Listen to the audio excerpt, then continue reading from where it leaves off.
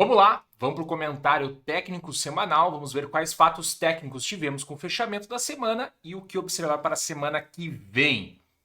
Vamos começar com S&P, que deu umas sinalizações aí não muito bacanas, ok? Continua dentro do cenário de alta, mas fez fechamentos abaixo da média de 21,50.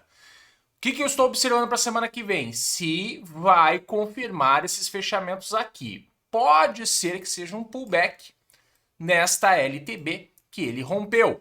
Né? Tinha uma LTB aqui, ele faz o rompimento, estaria fazendo o pullback. Poderia até cair um pouquinho mais na semana que vem, quem sabe aqui, ó, visitar essa região. Tá? Seria não interessante não perder média de 200 no diário. Né? Talvez um fechamento aqui num dia para depois retomar não seja tão ruim assim, mas já acende um alerta aqui com S&P. Quando a gente olha para o Nasdaq, vou mostrar o Nasdaq, a coisa muda um pouquinho de figura, que a gente já esperava uma correção um pouco maior no Nasdaq. O que eu quero antes de passar para lá é destacar o seguinte, né? Temos uma pernadinha de alta aqui e ele está em 78% de FIBO aqui, que é média de 200. Claro, tem umas pernadas um pouco mais longas, mas ele já fez um zigue-zague no caminho.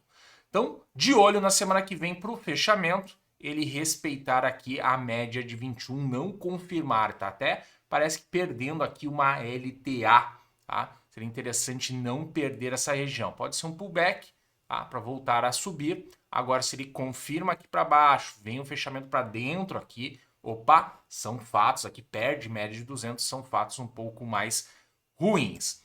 Quando a gente olha para o Nasdaq tinha subido aqui numa pernada linda para cima, né? E uma correção era necessária. E até a gente falou no comentário técnico semanal que se ele fechasse, né, da semana passada, se ele fechasse entre média de 50 e de 21, para mim estaria ok. E ele fez isso, tá? Fechou abaixo da de 50, mas ainda respeitando a de 21. Dado que havia uma distância maior dessas médias, né? O Nasdaq tinha caído mais que o S&P, então subiu bastante, né? Uma correção aqui, tá? Não tem problema. Tá aqui numa região que ele deveria começar a se recuperar. Tem uma pernada de alta, né? Aqui em torno de 50% de FIBO, né? Se a gente considerar isso tudo uma pernada, é uma região para ele começar a se recuperar. Então, o que eu estou de olho na semana que vem, não perder média de 21, tá? Pode dar um mergulhinho ainda, tá? Mas não começar a querer perder este movimento que ele fez. A gente pode olhar também retração de FIBO por aqui, ó. Por aqui ele já teria atingido aqui o... Pode vir a 78, tá? No máximo. Mas 61 seria melhor, né? Ele começar a reagir. Tem que começar a reagir em torno desta região, tá? Dentro daquela ideia de que possa subir. O que eu acho mais importante nessa semana é movimentos do índice dólar, dos treasuries e das commodities, tá? E isso está se refletindo aí, inclusive nas bolsas. Índice dólar tem uma trajetória de longo prazo para cima, fez uma reversão de solavanco, começou a voltar e fez uma correção aqui. Vejam que ele está ainda dentro de uma pernada corretiva, ele está dentro do movimento de correção, está se aproximando a 38% de FIBO. Aqui, tudo isso aqui é uma pernada direcional que ele teve. Então, 38% de FIBO, bateu na média de 50, fechou acima da de 21. O que eu estou observando para a semana que vem? Onde ele vai fechar. Né? Se agora ele vai dar uma corrigida e fechar abaixo da média de 21, se ele vai querer ficar acima. Ainda acima tem 50% de FIBO, 61, tá? Vejam aqui, ó, a média de 200 do diário, até aqui essa LTB, tá? Ele ainda está dentro de um movimento corretivo, só que daí começa a gerar mais dúvidas se ele não quer, né, fazer o movimento anterior, continuar na trajetória de maior prazo para cima, e aí a média, inclusive de 21, vai estar começando a querer apontar para cima e quem sabe até cruzar novamente a de 50 para cima, já que aqui no diário cruzou a de 21 com a de 50, pode se aproximar da de 200. Então, semana que vem estou observando isso, né? Ele respeitou Ishimoku, ainda está aqui, ó, dentro da nuvem, parece que está respeitando a nuvem, então estou de olho nesses pontos. Se semana que vem fecha acima aqui, pode começar a acumular, né, fatos de que, opa, ele quer voltar aqui para os 113 mil, né? E essa pernada corretiva aqui não é um zigue-zague para baixo, tá? Era só uma correção do excesso, que foi a reversão de solavanco, né? A gente pode até olhar aqui, ó. Se olhar no gráfico semanal e no diário, 200 ali está abaixo da de 50, mas dependendo da trajetória, ó, ele pode vir testar LTB e bater em 50% de FIBO ali. Inclusive fecha aqui com uma possível resistência aqui no 106. Então estou de olho nisso. Acho que isso é algo importante para a gente observar. Treasuries passou aqui uma região de resistência importante, fez um pullbackzinho em cima dessa região e se acelerou novamente, fechando a semana em alta. Eu não vejo, tá, barreiras para os Treasuries voltarem a testar as máximas. Inclusive a projeção dele, né, já que ele tem uma pernada no semanal aqui, mais ou menos em 50% de FIBO, ele vinha aqui aos 4,45, acima, né, renovar a máxima. E eu não estou vendo barreiras tecnicamente no meio do caminho, só a máxima anterior. Tá? Então, outro ponto importante, Treasuries para cima tende a pressionar bolsas e tende a trazer aí valorização ao índice dólar. Vamos falar de bolsa brasileira antes de falar de commodities. Bolsa brasileira aí, né? Tá, não vai, mas tem alguns fatos técnicos de curto prazo aqui, tá? Então nós temos uma pernadinha para baixo aqui. Tá? Vou botar uma pernadinha para baixo. Ele fez primeiro um fundinho, tentou reagir, fez fundo de novo, o que pode sugerir que não seja uma pernada toda. A gente tem que interpretar. Parece que corrigiu em 61% de FIBO. Nesta sexta-feira, atingiu aqui aos 107,050. Parece que está perdendo uma LTA e tem uma projeção que joga aos 103, que é uma região anterior aqui, né, que ele visitou e reagiu. Tá embolado, tá difícil, né? Cruzou média de 21 com a de 50, mas elas estão próximas. Aqui ele já fez vários cruzamentos, mas é o que a gente tem no curto prazo. Parece que quer continuar caindo. Tentou passar o 114 aqui, que era uma região importante, não passou no semanal. E aqui, tá? Deixa eu botar grande isso para aparecer.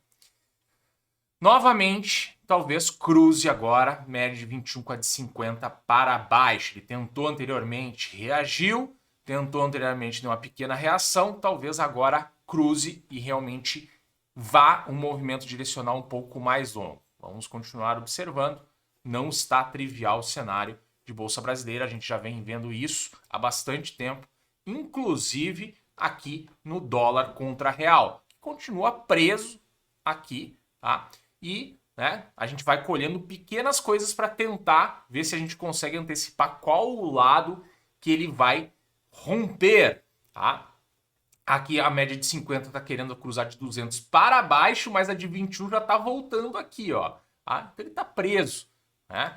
Teve uma pernada para cima, correção aqui em regiões de FIBO, eu estou considerando aqui o gap que tem, tá? Para traçar retração. E a projeção joga ele voltar no 5,285, que cruzaria aqui esta LTB aqui de curto prazo, e depois no 5,390. Mas está ainda dentro desse cenário. E aqui nós temos um pernadão para baixo, né? Se a gente olhar por essa ótica aqui, tem um pernadão para baixo. Ele veio um pouquinho acima de 61 e estaria fazendo este movimento aqui, né? Médias aqui fechou entre 21 e 50, mas na semana passada tinha fechado mais perto da de 50 e agora está mais perto da de 21. Bem complicado ainda o dólar, né? A gente vai ter talvez mais evidência só quando ele realmente fechar fora desses parâmetros, desse retângulo aqui que a gente está operando já há muito tempo. Vamos falar de commodities para não ficar tão longo. Eu acho que commodities fez uma sinalização positiva essa semana, tá? Eu não gostei muito do candle que o Beacon fez, que é o Bloomberg Commodity Index, tá? Aqui no gráfico diário, pode ser aqui um candlezinho de uma possível voltadinha para cima.